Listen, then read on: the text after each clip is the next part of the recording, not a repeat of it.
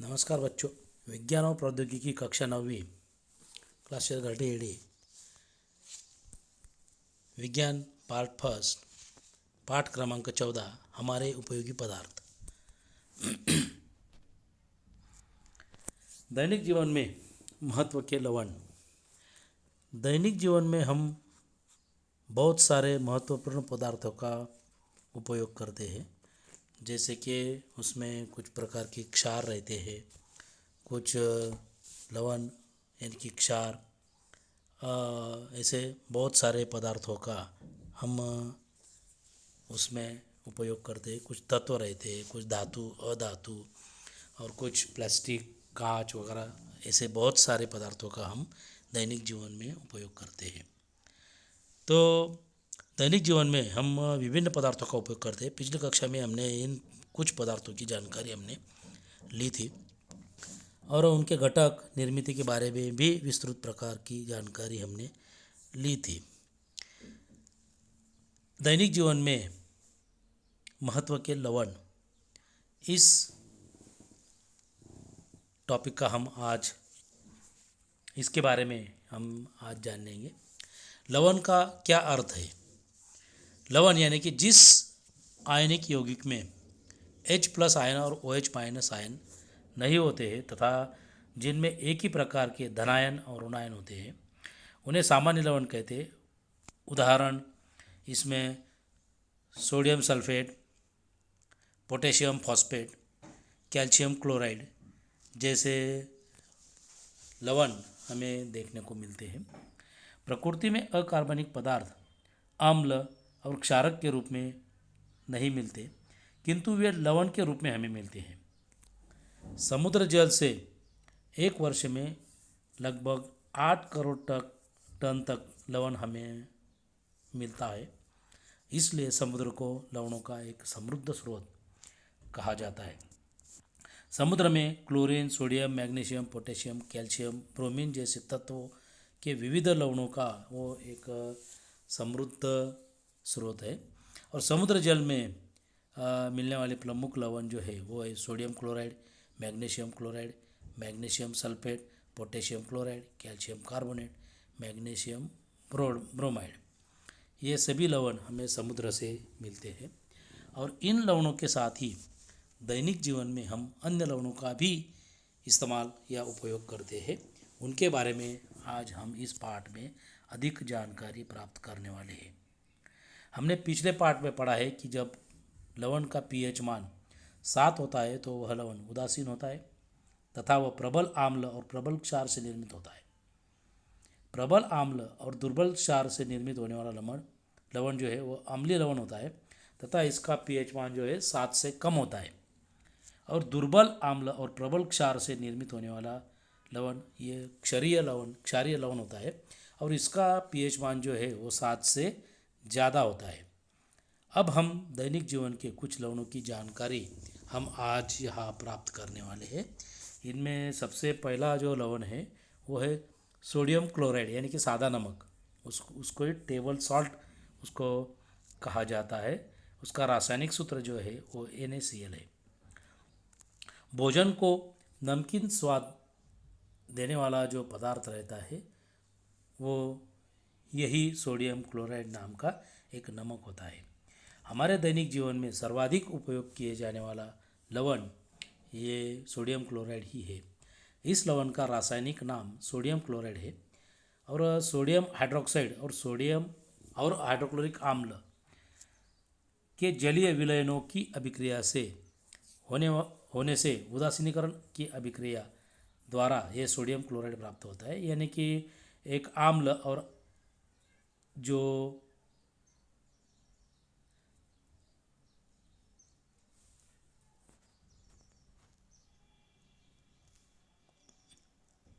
आम्ल और जो क्षार होता है उनमें रासायनिक अभिक्रिया होकर के एक उदासीन द्रवण तैयार होता है। इस तरह से ये जो लवण है ये सोडियम हाइड्रोक्साइड और हाइड्रोक्लोरिक आम्ल के जलीय विलयनों की अभिक्रिया होने से उदासीनीकरण की अभिक्रिया द्वारा ये सोडियम क्लोराइड हमें प्राप्त होता है।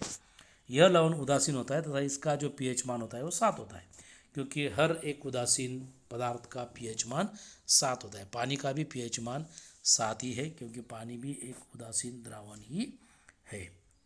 अभी इसके गुणधर्म और उपयोग, यानी कि सोडियम क्लोराइड के गुणधर्म और उपयोग।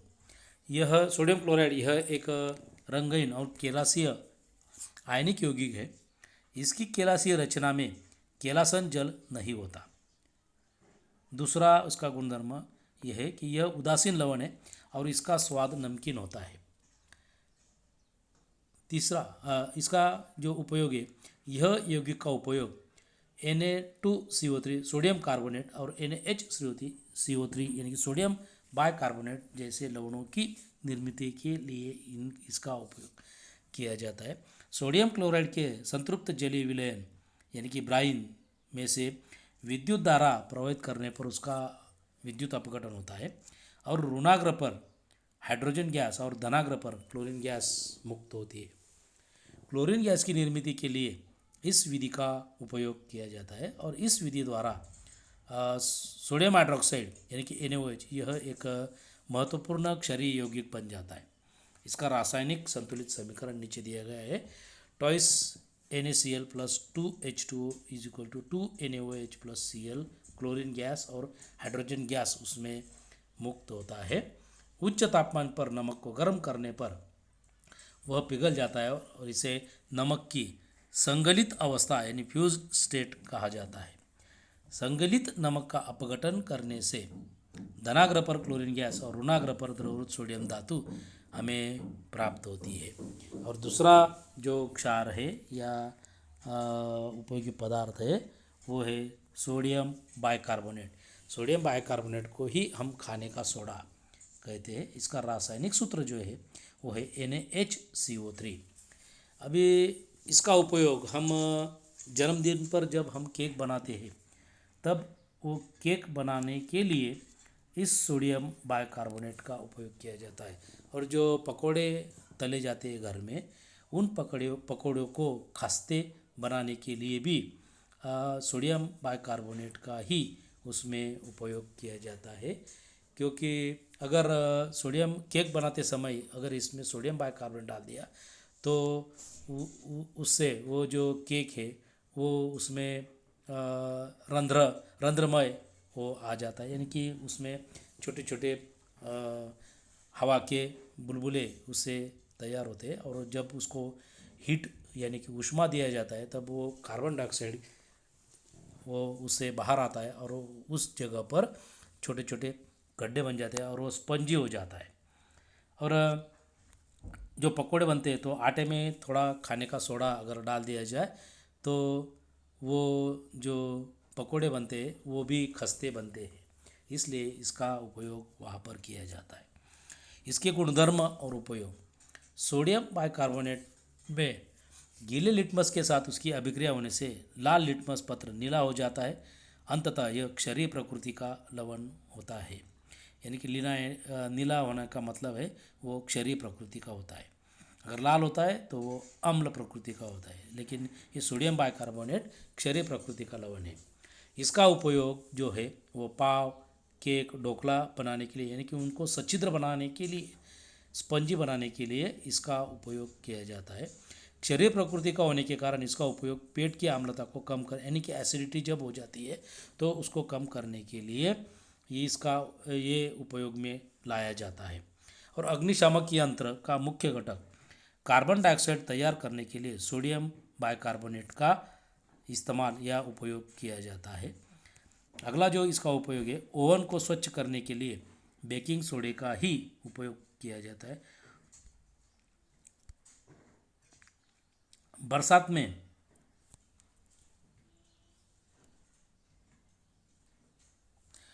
में जब नल में पानी आता है तो उसको एक विशिष्ट प्रकार की तीव्र गंध आती है। आपने इसका अनुभव किया ही होगा। तैरने के तालाब के पानी में भी इसी प्रकार की गंध हमें आती है। और यह जो गंध है यह क्लोरीन नामक गैस की होती है, जिसका उपयोग जो है वो बरसात के दिनों में पानी में बहुत ज़्यादा प्रकार के जीव जंतु उसमें रहते हैं, तो उनको नष्ट करने के लिए इसका उपयोग किया जाता है।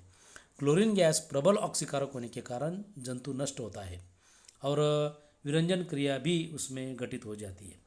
गैसीय अवस्था में होने के कारण क्लोरीन गैस का उपयोग जो है वो असुविधाजनक है और वो गैस विषैला होता है।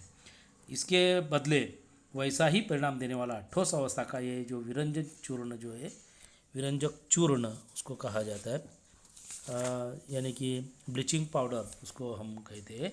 इस विरंजक चूर्ण का ही उसमें उपयोग किया जाता है।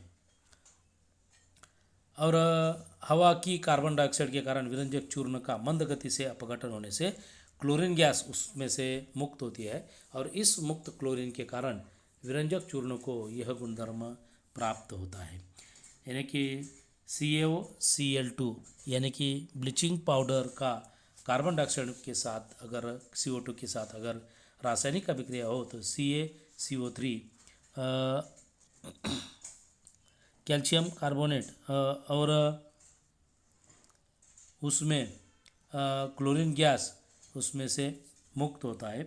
शुष्क बुझे हुए चूने पर क्लोरीन गैस की अभिक्रिया होने से भी विरंजक चूर्ण वहाँ पर प्राप्त होता है। CaOH2 plus Cl2 plus is equal to CaOCl2 plus H2O। इस तरह से हमें वहाँ पर CaOCl2 यानी कि ये विरंजक चूर्ण यानी कि ब्लीचिंग पाउडर, उसका रासायनिक नाम जो है वो कैल्शियम ऑक्सीक्लोरेट है। इसके जो गुणधर्म है, गुणधर्म और उपयोग, विरंजक चूर्ण जो होता है वो पीले सफ़ेद रंग का ठोस पदार्थ होता है और इसका रासायनिक नाम कैल्शियम ऑक्सीक्लोराइड है और इससे बड़ी मात्रा में क्लोरीन की गंध आती है। जल शुद्धिकरण केंद्रों में पीने पानी की निर्जंतुकीकरण तथा उसको जंतुओं से मुक्त करने के लिए तथा तैरने के तालाब में पानी को निर्जंतुकीकरण करने के लिए इसी ब्लीचिंग पाउडर का उपयोग उसमें किया जाता है। कपड़ों का विरंजन करने के लिए भी इसका उपयोग किया जाता है और रास्ते के किनारे में जो कूड़ा कचरा रहता है और कचरे की जो निर्जंतुक करने के लिए भी इसी ब्लीचिंग पाउडर का उपयोग किया जाता है। और तनु सल्फ्यूरिक अम्ल और तनु हाइड्रोक्लोरिक अम्ल के साथ विरंजक चूर्ण की तीव्र अभिक्रिया होने के बाद उसमें से क्लोरीन गैस पूर्ण रूप से उसमें से मुक्त होती है। इसका 8वां उपयोग जो है वो कैल्शियम ऑक्सीक्लोराइड की कार्बन डाइऑक्साइड के साथ रासायनिक अभिक्रिया होने से कैल्शियम कार्बोनेट और क्लोरीन की निर्मित उसमें से होती है। बाकी का हम आगे